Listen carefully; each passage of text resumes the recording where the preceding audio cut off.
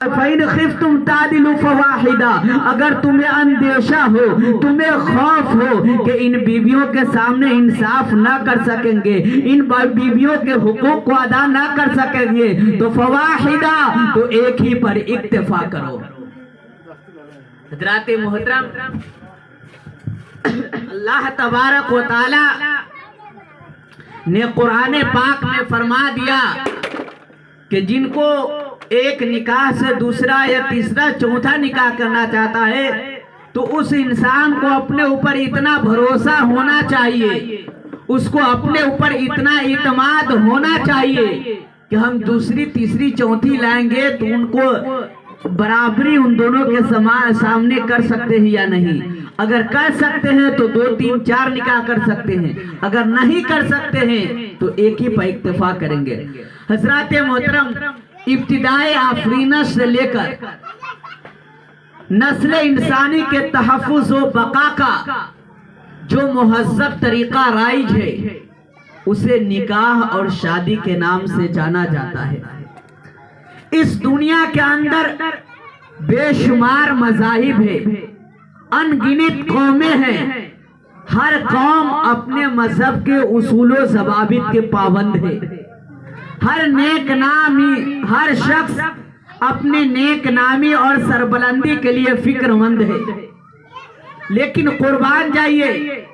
اسلام چونکہ اپنی فطری قوانین اور اخلاقی روحانی پاکیزگی کی وجہ سے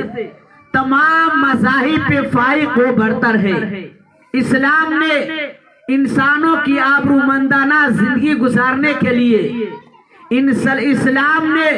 لوگوں کو چین و سکون والی زندگی گزارنے کے لیے نکاح جیسا پاکیزہ طریقہ عطا فرمایا، نکاح جیسا ایک پوتر طریقہ عطا فرمایا، نکاح جیسا ایک پاکیزہ راستہ عطا فرمایا جس کے ذریعے ایک قبیلے کو دوسرے قبیلہ سے جوڑ دیا جائے، جس کے ذریعے ایک خاندان کو دوسرے خاندان سے جوڑ دیا جائے، اور اس سے بہتر کوئی طریقہ نہیں تھا، کیونکہ اللہ کے رسول نے فرمایا لم تریا مثل المتحابین، یعنی نکاح سے زیادہ تمہیں کوئی محبت پیدا کرنے والی کوئی دوسری چیز نہیں تھی۔ گویا کہ نکاح وہ پاکیزہ طریقہ ہے، نکاح وہ صاف شفاف طریقہ ہے جس میں دوسرے ایک قبیلے کو دوسرے قبیلے کے درمیان محبت پیدا کر دیتی ہے، ایک جوزین کے درمیان الفت و محبت عطا فرماتی ہے، اور یہی پاکیزہ طریقہ اللہ کے رسول نے امت مسلمہ کو عنایت فرما دی۔ حضرات محترم، اللہ کے رسول صلی اللہ تعالی علیہ وسلم، اب نکاح کی بات آتی ہے کہ نکاح کس عمر میں کی جائے،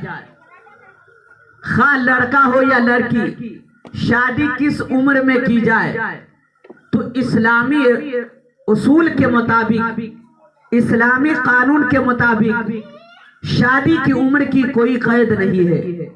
خواہ نابالغ ہو یا بالغ ہو شادی ہو سکتی ہے، لیکن ہر ایک کے مسائل الگ ہیں۔ آج کل یہ ہوتا ہے کہ شادی کے نام پہ، روزگار کے نام پہ لڑکوں کو 25 25 30 30 35 سال تک کنوارا رکھا جاتا ہے، اسی طریقے سے لڑکیوں کو بھی تعلیم کے نام پہ، یہ معاشرے کے تباہی و بربادی کا پیش خیمہ ہے۔ حضرات محترم، اللہ کے رسول صلی اللہ تعالی علیہ وسلم نے فرمایا کہ جس شخص نے فرمایا تنکح المرأة لأربع ولمالها ولحسبها ولجمالها ولدينها فاظفر بذات الدين، یعنی شادی کے جو کرنے کا جو اصول مقرر کیا وہ 4 طریقوں سے شادی کیا جاتا ہے، یا عورت کے مال کو دیکھ کر، اس کے خاندان حسب نسب کو دیکھ کر، اس کی خوبصورتی کو دیکھ کر، اور آخری میں فرماتا ہے فاظفر بذات الدین، یعنی دیندار کو ترجیح دو، دیندار دیکھ کر ترجیح دو۔ حضرات محترم، آج کل معاشرے کا جائزہ لیں گے، آج آپ اپنے سماج و سوسائٹی کا جائزہ لیں گے تو اس نتیجے پر آ کر پہنچیں گے جب لڑکے والا اپنے لڑکے کی شادی کرنے کے لیے آمادہ ہوتے ہیں، جب لڑکے والے اپنے بیٹے کی شادی کے لیے سوچتے ہیں تو جہاں لڑکی دیکھنے جاتے ہیں وہاں لڑکے والوں کا خیال یہ ہوتا ہے، وہاں لڑکے والوں کا تصور یہ ہوتا ہے، سب سے پہلے وہ کیا چیز دیکھتے ہیں؟ یہ دیکھتے ہیں کہ لڑکی کے والدین کی مالی پوزیشن کو دیکھتے ہیں، لڑکی کے مالی پوزیشن والدین کے مالی پوزیشن کو دیکھنے کے بعد اس کے حسن و خوبصورتی کا جائزہ لیا جاتا ہے، اس کے حسب و نسب کا جائزہ لیا جاتا ہے، اس کے امور خانہ داری میں مہارت تامہ کی جانکاری لی جاتی ہے۔ اسی طریقے سے کچھ لڑکے والوں کا بھی مزاج بن چکا ہے، جب وہ اپنے لڑکی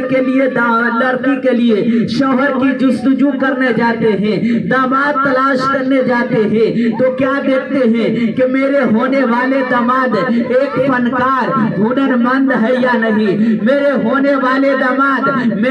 روزگار تو نہیں ہے، میرے ہونے والے داماد کے پاس پراپرٹی ہے یا نہیں، زمین و جائیداد نہیں ہے یا نہیں۔ میں پوچھنا چاہتا ہوں اے اسلام کے مقدس شہزادوں، میں پوچھنا چاہتا ہوں اے اسلام کے مقدس شہزادیوں، کیا تم نے اسلام کے اصول کو نہیں پڑھا؟ کیا تم نے دین اسلام کو نہیں عمل کیا؟ کیا تم نے دین اسلام کے اصول پہ عمل نہیں کیا کہ جب تم اپنے شادی کل اولاد کو دے کرو یا لڑکی کی شادی کرو، جب دیکھنے جاؤ تو یہ دیکھو کہ لڑکا مالدار ہے یا نہیں، لڑکا کے پاس زمین و جائیداد ہے یا نہیں، لڑکے کے پاس گاڑی بینک بیلنس ہو یا نہیں، لیکن سب سے پہلے یہ دیکھو ایک مسلمان کے لیے ضروری بنتا ہے کہ اگر مسلمان ہو، سچے پکے مسلمان ہو، تو کوئی اور چیز ہو یا نہیں، پہلے یہ دیکھو کہ اس لڑکی کے اندر دینداری ہے یا نہیں، اس لڑکی کے اندر تقوی ہے کہ نہیں، وہ لڑکی کنیز فاطمہ ہے یا نہیں، وہ لڑکی قرآن کی تلاوت کرنے والی ہے یا نہیں، وہ لڑکی قرآن پڑھنے والی ہے یا نہیں، وہ لڑکی حدیث تلاوت کرنے والی ہے یا نہیں، وہ ہمارے گھر میں آنے والی جو بہو ہے وہ اسلام کے اصول کے مطابق چلنے والی ہے یا نہیں۔ یقین جانیے اگر آپ نے تقوی والی لائی، دیندار لڑکیوں کا انتخاب کیا، آپ نے دیندار لڑکیوں کا انتخاب کیا، پڑھا لکھا کا انتخاب کیا، تو جس گھر میں وہ لڑکی قدم رکھے گی اس گھر کو نمونہ جنت بناتی ہوئی نظر آئے گی، کیونکہ ہو نیک تو گھر کو نیک بنا دیتی ہے بی بی، ہو نیک تو گھر کو نیک بنا دیتی ہے بی بی، ہو بد تو گھر کو جہنم بنا دیتی ہے بی بی۔